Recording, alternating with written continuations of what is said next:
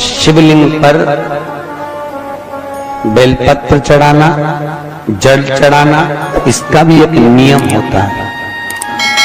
शंकर जी पे शिवलिंग पर जल कहाँ चढ़ाया जाता है? सबसे पहला जल अगर शंकर जी को चढ़ाने जा रहे हो तो शंकर जी के जो चरण है, जहां से पानी नीचे गिरता है, उसके सीधे वाले भाग पर, अपने हाथ का सीधा भाग, वहां जल चढ़ाओ। फिर जहां लेफ्ट भाग है वहां जल चढ़ाओ। जहां शंकर भगवान का शिवलिंग रखा हुआ है, तीसरे नंबर का जल वहां चढ़ाना चाहिए। चौथे नंबर का जल भगवान शंकर के शिवलिंग पर चढ़ाना चाहिए। पांचवें नंबर का जल ऊपर अगर जलाधारी लगी हो तो उसमें चढ़ाओ। नी हो जलाधारी तो भगवान शंकर का जहां नंदी बैठा है, नंदी का एक पांव ऊंचा रहता है, उस पांव के पास में जल चढ़ाना चाहिए। पांव जल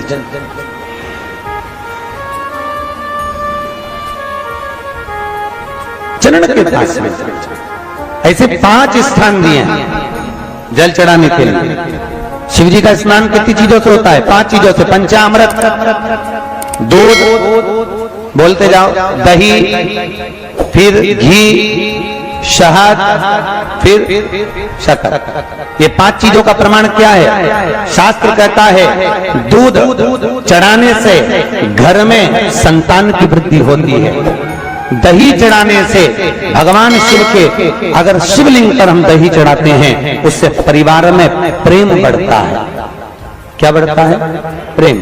फिर घी चढ़ाने से हमारे घर से रोग दूर होता है।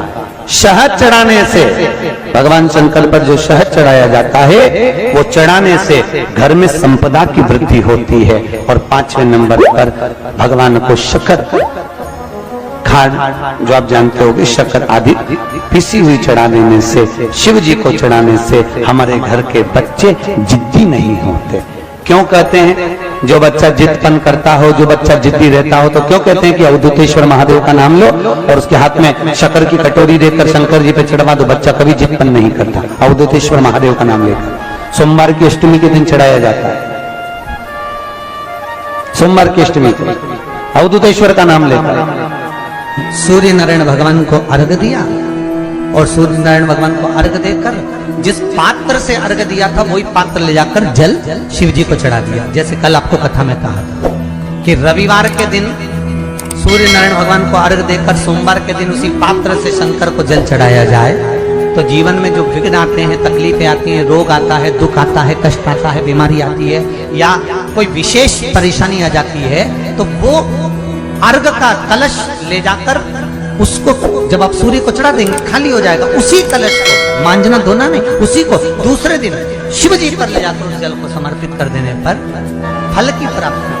क्यों कहते हैं? जो बच्चा बार बार बीमार पड़ रहा हो, बार बार सर्दी हो रही हो, बार बार बीमार पड़ रहा हो, खांसी चल रही हो, बार बार हॉस्पिटल लेकर भागना पड़ रहा हो बच्चे को, छोटा सा अगर बच्चा है, 8 साल के अंदर बच्चा है और बीमार ज्यादा पड़ रहा है, तो आटे का दिया बनाओ, 4 बत्ती रखो, उसमें तिल्ली का तेल डालो, अवधूतेश्वर महादेव का नाम लेकर बच्चे के ऊपर से 21 बार उतारो और किसी चौराहे पर ले जाकर रख दो। जिंदगी में बच्चा कभी बीमार नहीं पड़ेगा, बच्चा स्वस्थ रहे, आनंद में रहे, आनंद में रहे, स्वस्थ की मूल। और वैसे भी प्रथम सुख, अरे बोलो तो, निरोगी काया। घर का प्रथम सुख निरोगी काया। व्यक्ति अगर धन की मूलता नहीं है, साहब पैसा अपनी जगह पर है, फिर निवेदन करता हूं, धन अपनी जगह पर पड़ा है, सबसे पहला है परिवार में सब स्वस्थ रहें, सर्वे भवन्तु। कभी दुख की घड़ी चल रही है, कभी समस्या चल रही है, तकलीफ चल रही है, रोग चल रहा है, बीमारी चल रही है, कष्ट बहुत है, तो उसके दरवाजे पर जाकर इस माथे को थोड़ा सा झुका लो। कभी कभी अगर तुमको लगे कि मेरे जीवन में बहुत बीमारियों ने मुझे घेर रखा है, तो प्रयास करा करो कि बेलपत्र,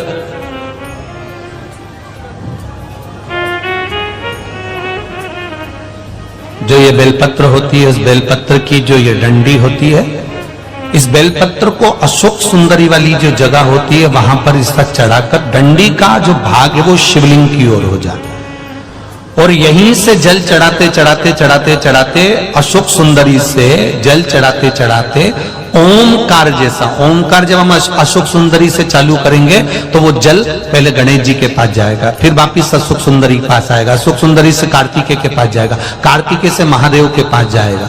ऐसा ओमकार जैसा जल जब तुम्हें लगे कि बीमारी बहुत घेर रखी है और बहुत बीमारी ने घेर लिया, कोई किडनी, कोई लीवर, कोई बहुत शरीर में कष्ट, कोई रोग बीमारी, या कहीं तुमको ऐसा लग रहा है कि मेरा गर्भ 20 साल हो गए, 22 साल हो गए, संतान नहीं, तब भी इस प्रयोग को जरूर करिएगा।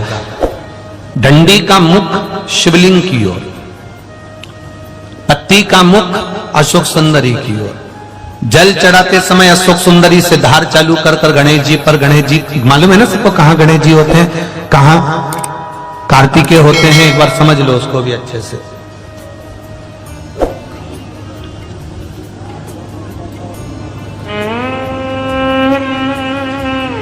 ये नीचे का गोल भाग, ये जल जाने का स्थान, ये शिवलिंग, बीच में जो मोटी सी लाइन होती है वो अशोक सुंदरी का स्थान है। शंकर जी के राइट में जहां से पानी नीचे गिरता है उसके कोने पर गणेश जी का स्थान, इधर कार्तिकेय का स्थान। ये शिवलिंग, ये जो गोल भाग है ये माता पार्वती जी का हस्त कमल है। ऊपर से जो बूंद बूंद जल कलश में से गिरता है वो शंकर भगवान की 5 लड़कियां, जया, विषहरा, शामरीवारी, दौतली और देव, ये शिव जी की 5 लड़कियां ऊपर से जल की बूंद गिराती हैं। हम जब भी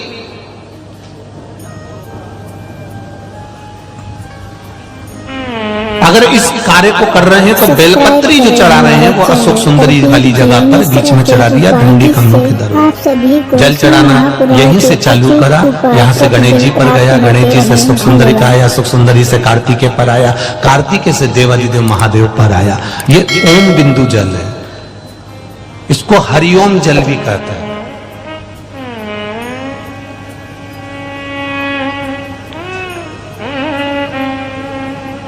उज्जैन महाकाल में भगवान शंकर को सुबेरे सुबेरे सबसे पहला जो जल चढ़ता है वो हरिओम जल चढ़ता है। आप कभी भी उज्जैन वालों से जाकर पूछना,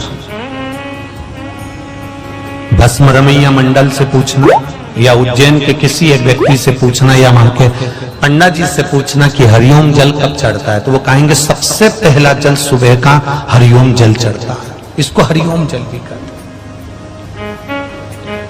ये रोग निवारण के लिए घर में गंगा जल है तो एक प्रयास करके देखिएगा।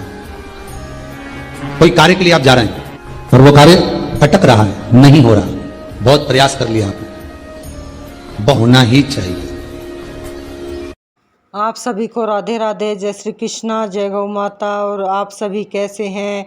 ईश्वर से मेरी यही प्रार्थना है आप सभी अच्छे होंगे। आज की वीडियो में महाराज जी ने बताया कि हमें शिवलिंग पर किस प्रकार हमें जल चढ़ाना चाहिए और पंचामृत में हमें कौन कौन सी चीज़ अर्पित लेकर हमें शिवलिंग पर जानी चाहिए और उनके चढ़ाने से हमें क्या क्या फ़ायदा मिलता है। तो आशा करती हूँ आज की वीडियो में आपको पता लगा होगा कि जलाधारी पे हमें कैसे जल चढ़ाना है और हमें पंचामृत में क्या क्या चीज़ चढ़ानी है और उनके चढ़ाने से हमें क्या किस फल की प्राप्ति हमें होती है।